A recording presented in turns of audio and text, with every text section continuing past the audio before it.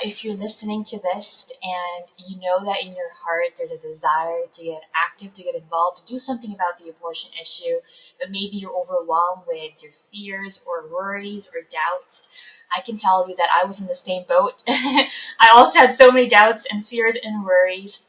But really, what it takes is to, get out there and ask for that support that you need.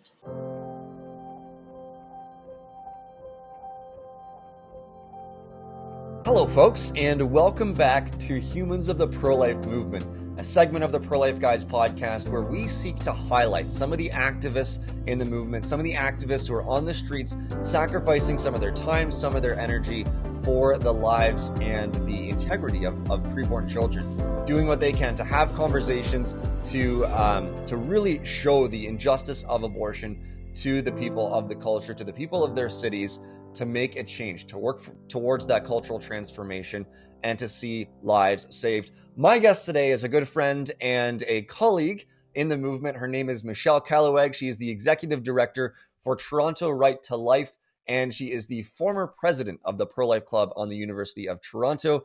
Michelle, thank you so much for taking the time and joining me on the podcast today. Thanks, Peter, for having me. It's a pleasure. Yeah, this is great. I'm looking forward to this. Now, one of the things we often like to start off with, Michelle, is just to learn a little bit more about you. And here's why. Sometimes people look at pro-lifers, especially people who work full-time in the pro-life movement, and they're like, they're a special breed. Like there's something totally different. They're crazy. That's all they care about. They're like this one issue, one passion sort of person. And yet one of the things we want to highlight is that that's actually not the case. That we're just regular human beings like the rest of us. And so maybe just highlight a little bit about who you are, what makes you tick. Who is Michelle? Yeah, I'm an immigrant. My family and I moved here from the Philippines about 12 years ago, so in 2009. And I have 5 siblings, so 4 brothers and a sister. So I grew up in a big family. And the best way I can describe growing up in a big family or growing up with 5 siblings is that it's a beautiful chaos. It's definitely chaotic, messy, but also you can have a lot of fun having lots of siblings too. Another thing about me is that I love science, and that's why I majored in human biology at the University of Toronto. And my original plan was to do something in healthcare or in medicine before I realized that God had a different plan for me. I also love sushi. So if you ask me what I would like to eat for dinner or lunch, I would definitely say sushi, unless I just had sushi, and so I might say something else. And I guess one more thing would be I do youth ministry work on the side. That's because I love my faith. I'm a Catholic, and I love sharing my faith with others too. So on the side, when I'm not doing pro-life work, I'm doing youth ministry work for my. Beautiful. That's awesome. I also love sushi. I don't know if you had this, but it took me some time to acquire a taste for sushi. But I really wanted to because I wanted to sort of enjoy it, and now I do, which is great. Anyway, you talk about God calling you towards a different direction. You studied biology in university, but sort of a career in science is something you're not doing right now. So talk to us a little bit about how were you led to the movement? What sort of steps did you have to take, or what was your journey like into the pro-life movement? Yeah, I actually learned about the abortion issue in grade 11. I didn't think too much of it, to be honest. I didn't think it was a big problem. I thought it was rare and that only a few people actually thought that it was okay. And that's because in the Philippines, abortion is illegal and unthinkable as well. And so it's not something that we debate about, the majority of people, or it's understood that abortion is wrong. And it was only in grade 12 that I realized that abortion is a big problem. And that's when I attended my very first March for Life in Ottawa and realized that a lot of people actually think that abortion is okay and that it is not rare and that 300 babies are killed every day. And when I learned that or discovered that, it really surprised me, by the way. And when I learned about that, I realized that I wanted to do something about the issue. But at the same time, I felt hopeless because I was just a student and I was still new to the country, and I didn't think that I could do or make a difference. But went to university, and I knew that that desire was still in my heart. I tried to look for the pro life club there, but I didn't have the courage to get involved, to be honest. And so I found the pro life club, but I didn't join any of their meetings, or I didn't show up to any of the meetings. It was only until the second year that I finally found the courage to get involved. And I was thinking to myself, you know what? I'll just contribute in small ways that I could, like giving out flyers, helping organize their events, and I'll attend all their meetings so that I could learn as much as I could and be able to share my pro life beliefs with others. And as I got more involved, and yes, I became the club president the next year, which I was not planning to be or to do. Um, and as I got more involved with the club, I also started volunteering for Toronto Right to Life. The club was partnering with Toronto Right to Life with their youth conference, which is an annual event where we invite different schools, different high schools, for a day of pro-life presentations, from apologetics to having a heart apologetics panel where we have speakers from different pastoral arms of the movement, and then having a strategy presentation as well. And so I started volunteering for Toronto Right to Life in my university years. And as I did more work, I realized that there's so much work to be done. And I realized that the need to take action also is urgent, it's important. That's also how I first learned about doing activism. I did my very first training in university as well. And it was very memorable because it was during a winter storm. I could not believe that we actually did it, but we were there. And I listened. I was beside an experienced activist, listened to his conversations. And that's when I realized that, wow, you can change people's minds on abortion. And I was seeing it right there, right in front of my eyes.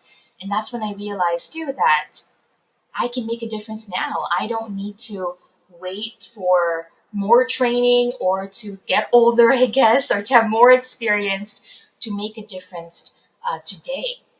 I learned that just by being effective in my apologetics or equipped with my apologetics, I can start making a difference and change people's minds on abortion.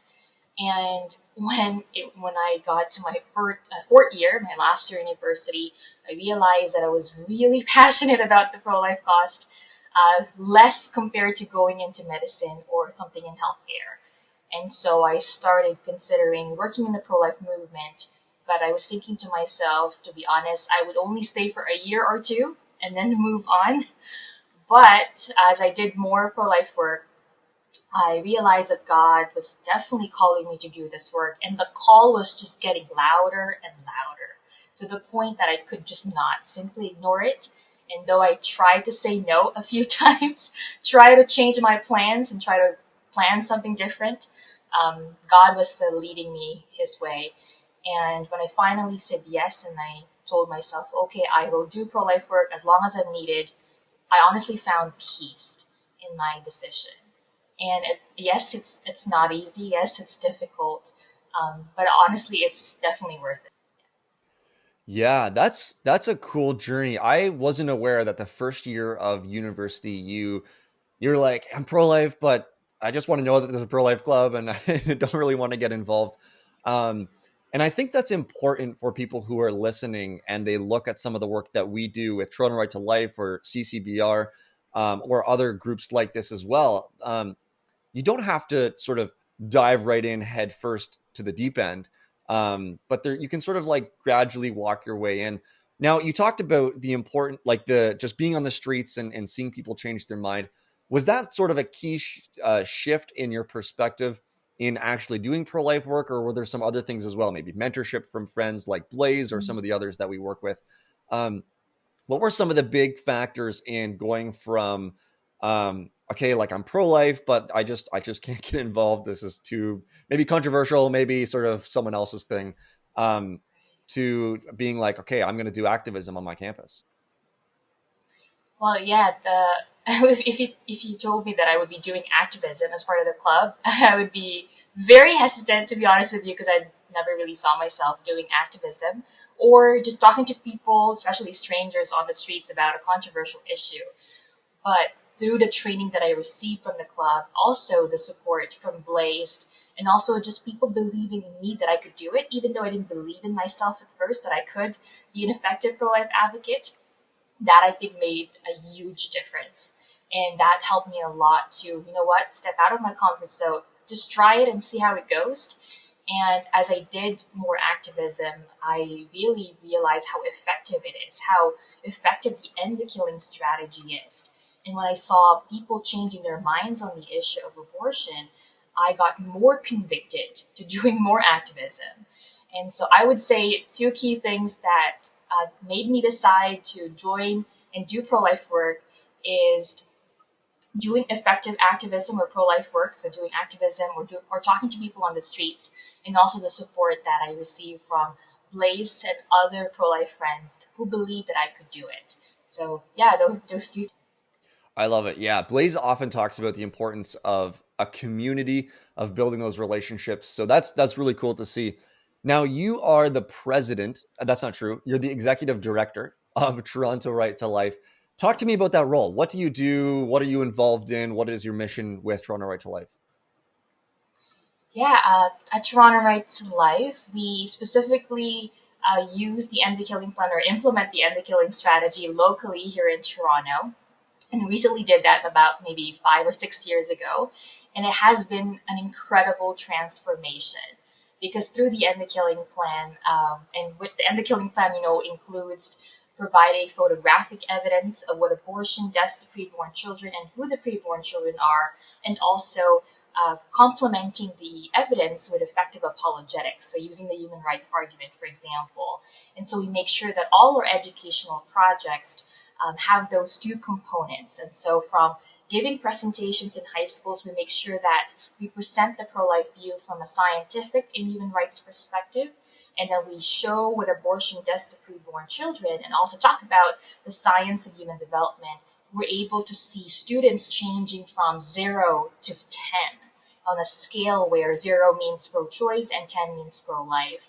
And we see lots of students, actually the majority of students, say that the key thing that changed their mind from the presentation is seeing what abortion does to preborn children, because all of them or most of them did not know. Or seeing pro-lifers who were maybe on the scale of 8 from 10, so a change from 8 to 10, just getting more convicted about their pro-life beliefs after seeing what abortion does to preborn children. And so we make sure that all our projects, so presentations, we do street activism, and in partnership with CCPR, and we do a lot of training events too, because obviously our primary goal is to change hearts and minds in order to make abortion unthinkable. But in order to achieve that goal, we need to equip our fellow pro-lifers to do the same thing. And so we run different training events like weekly webinars where we tackle different topics related to the abortion issue or the assisted suicide issue. We also run the annual training event in the summer called the Crash Course, where we invite activists of different experiences to learn more on how to be an effective pro-life advocate, but also to gain hands-on experience doing outreach with experienced staff members and volunteers. And we actually have one that's upcoming, the Pro-Life Week of Action, which is specifically for high school students. It happens during the March break, and the goal is to be able to give them the tools they need in order to be a confident pro-life ambassador and gain the hands-on experience that they need in order to change hearts and minds on the issue. And so, yes, we run different training events in order to help other pro-lifers to do activism with us. Another thing that we do also here in Toronto is we mentor and support students on campuses so that they can run their clubs effectively. As a student myself back then, and as a club president back then, it was not easy trying to figure out what I should be doing. There was no manual on how to run, or at least back then, there was no manual on how to run an effective pro-life club. And it's usually a trial and error, and sometimes, most of the time, we were guessing on what I should be doing. But as we learn from that experience, we want to help students save a lot of time and stress and teach them what is effective, what's effective strategy on their own campus, so that they can spend less time worrying about what to do, and they can spend more time doing what needs to be done on their campus. And so I keep in touch with student leaders on campus. We run trainings for them, and we also do activism alongside them so that we can transform each campus on the GTA. Yeah, that's wonderful. I love the training component, the equipping component, the motivating component, and really getting people active. You mentioned the Pro Life Week of Action. One thing is the application open for that? Because if it is, I'll throw it Yes, in the show notes. Okay. I am glad that you asked me. Yes, the registration is now open. So if you're a high school student listening to this, or you know someone who might be interested in the Pro Life Week of Action, please let them know that the registration is now open, and you can go to our website or CCBR's website and find the page there for where you can register. Yeah. Okay. So I'll throw that in the show notes. So the link will be there. But I just want to clarify a key thing, not clarify, but just highlight a key thing. So the Pro Life Week of Action is around the March break. So I assume it's specifically sort of targeting the high school schedule. But you don't need to be a particular age to do pro life work, right? I mean, like we have the crash course. Is that for a particular age, or some of the other programs? Like who can take part in this? Yeah, I would say anyone. Yeah, the crash course is open for anyone of any stage, of any age, I should say. Who, whether regardless of your experience, whether you're new to activism or an experienced activist wanting to learn more, wanting to gain more experience, it is definitely open to anyone. And so, if you are interested in getting more pro-life training, pro-life support, I highly recommend attending the crash course in the summer. And if you're, again, if you're a high school student, the prolific action would be perfect for you because it is during your March break. So it's the best time to spend time learning about pro-life apologetics, but also just getting to know other pro-life leaders and pro-lifers in the movement as well. All right. So you do presentations, you do activism. I wonder if you could share some memorable moments with me from some of the conversations you had. Maybe it's with a pro-choice student on your university campus. Maybe it's with a pro-choice student at the high school you just did a presentation at. But could you share some memorable moments or stories of just some of the things that really stand out from your time doing activism? Yeah, actually, I was doing choice senior activism just yesterday, and it went so well, to be honest. We were at Ryerson University and then University of Toronto afterwards, and we had so many conversations. Even though there were only a few of us, one conversation that I had was with this student at U of D, where I asked her what she thought about abortion, and then the first thing she said was, "Oh, I'm strongly pro-choice." But I could tell that she was open to having a conversation. And then I asked her, why are you pro-choice? And she said that she thought abortion was necessary if the mother's life is at risk and there's no other option. And so I asked her if there was any specific medical situation that she thought abortion would be needed. She couldn't really think of any, and so I gave her some examples. I gave her an analogy as well. And the interesting part of that conversation is that she brought up the famous burning IVF analogy too in the mix. And so I had to address that as well. And I told her that, okay, so in the burning IVF analogy, for those who maybe have never heard of it, they asked you if you have, 100 frozen embryos in one room and a toddler in the other, which one you would save. And a lot of people would obviously the toddler. Now, then they would say, oh, then that's why you can, justify abortion because you don't think the embryos are actually valuable or important. And so I explained to her that analogy, yes, can show who we think is more valuable, which is very subjective because I can change that toddler into someone someone you love, and you'll obviously choose that person because you love that person because of that relationship. Or I can change the frozen embryos to your mom. So now it's your mom versus, let's say, a random teenager. And obviously you choose your mom. And so your response to that analogy shows who we value more based on our experiences, based on our relationships. But it doesn't actually answer the question who we can kill.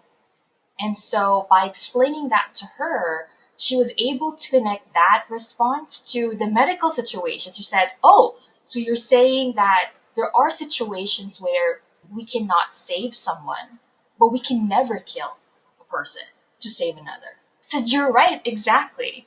And that just clicked to her, and that just made sense to her. And she agreed with me that, okay, well, I agree with you. If there's another way to save the mother, then we should never kill the child too. So yeah, that's exactly what we're saying. That's exactly what the pro-life message is. And then she also asked me about the case of rape, and I just, I asked her questions like, if we wouldn't kill a born child conceived and raped, why would we kill that same child a few months earlier for the very same reason? And questions just like that just made her think, oh, you're right, like the baby's also a victim. And she was worried about the mom who might, suffer from mental illness or depression after having gone through a traumatic experience, which can be understandable. And she said, how do we help her? Let's say, you have a depressed mom whose baby was conceived and raped. What's the best thing to do in that situation? And I just asked her the question back. I said, what would you do in that situation? She said, well, it may require separating the baby from the mom, and so that we can help each of them, but never having to kill one of them. I said, exactly, right? In situations where the mother and the baby need help, we would never think of killing one of them as a solution. We would always find the best way to help both of those human beings. And she said, wow, that makes sense. I agree with that. And she said at the end, I have to go now because I gotta get something for my friend. But I must say that I really enjoyed this conversation, and you've definitely shifted my opinion on the issue. And I want to say thank you for your time, for talking to me. And yeah, that conversation, that's just one of the conversations that I had yesterday, that where I saw someone change their mind, and it was really encouraging to hear that. One of the other things that's memorable, I guess, from activism too, is having pro-choicers defend you from angry pro-choicers. I've spoken to pro-choicers who are open to having conversations, are very polite, and then all of a sudden another angry pro-choicer would start yelling at me or show disrespect or something like that. And this pro-choicer, I remember him saying like, yo, dude, that's not cool. She doesn't deserve that, or you don't need to use like anger or hatred to have a conversation. And it just shows that the way we treat people too makes a lot of difference in reaching someone's heart and their mind. And that's why it's so important to not only be able to share the truth, but also to be able to do that with love and respect, especially the people that disagree with it. That's great. Yeah, thank you so much for sharing that. And I have one final question, Michelle. So you do a lot of training. You work to get people involved in the movement, and I know you share stories like this all the time because, I mean, who wants to do pro-life work that's ineffective, right? Who wants to do pro-life work where you're not going to see people change their minds? But for people who might be listening right now, wondering whether they should get involved, um, and what sort of work they should do, perhaps, what would you say as some tips, perhaps, for them? On how they should get involved. How should they start? What should they do? Where should they go? Maybe even just some motivation or some encouragement for them to actually get involved in the pro-life movement. Yeah, if you're listening to this and you know that in your heart there's a desire to get active, to get involved, to do something about the abortion issue, but maybe you're overwhelmed with your fears or worries or doubts, I can tell you that I was in the same boat. I also had so many doubts and fears and worries. But really what it takes is to, get out there and ask for that support that you need. Just get started. And trying it, not being afraid to try it. I know that, for example, doing street activism can be very scary, and it is scary, I'm not going to lie. But being able to give it a shot, giving it a try, because honestly, there is so much training and support that we can provide you. And as you do it more, you can get more comfortable talking to people about abortion. And it's just so encouraging also to see so many people changing their minds right in front of you. And just like me and many of my friends and other colleagues who started doing activism, they were also afraid. They were also nervous. But they were able to overcome that fear, that doubt, and that helped them to take the first step, get that training that they need, and then do their first activism. And so I guess in short, just sign up, reach out to Toronto Right to Life and CCBR to get the training that you need, and we'll make sure that you're equipped and confident to reach people's hearts and minds when you go out there on the streets. How can we reach out to Toronto Right to Life? Where can we find you? Yeah, I think the best way would be going to our website. So that's www.trtl.ca. And then you can click on the menu that says Get Involved. And through that, we will contact us, and then we'll follow up on you. And we'll make sure that you can get started by receiving training and then by doing activism. Awesome. Michelle, thank you so much for joining me on the program today. Thank you so much, Peter, for having me. It's been a pleasure speaking with you. Yeah, that is Michelle Caluag, the Executive Director of Toronto Right to Life and the former president of the Pro-Life Club on the campus of the University of Toronto. This is our conversation, and we have these conversations to show the importance of doing pro-life work and to show that change can actually happen, that people can actually change their minds. We do see babies saved. And because of that, we're working towards the ultimate transformation of our culture. So we want to encourage you to get involved. If you're in Toronto, do reach out to Michelle and the team at Toronto Right to Life at trtl.ca. If you're not in Toronto but still want to get involved, reach out to us at the podcast at prolifeguys.com, and we will get you connected with a group in your area. And if not, we'll work with you to start a group in your area and provide the training necessary to be effective with your group. So reach out to us, prolifeguys.com. Thank you so much for listening. Thank you so much for sharing this episode with your friends and your family and your colleague and the people you study with, and maybe your neighbors as well. Thank you for sharing this episode with the world. We're extremely grateful that you continue to listen, continue to support us on this program as we seek to do the very thing that Michelle's passionate about and the very thing that she does in Toronto, and that is equipping people with the tools that they need to have those effective conversations, those winsome conversations, so that together, as a movement, as a pro-life community, we can see people change their minds, we can see lives saved, and we can see our culture transform. Thank you so much. We hope you tune in again next time. God bless you all.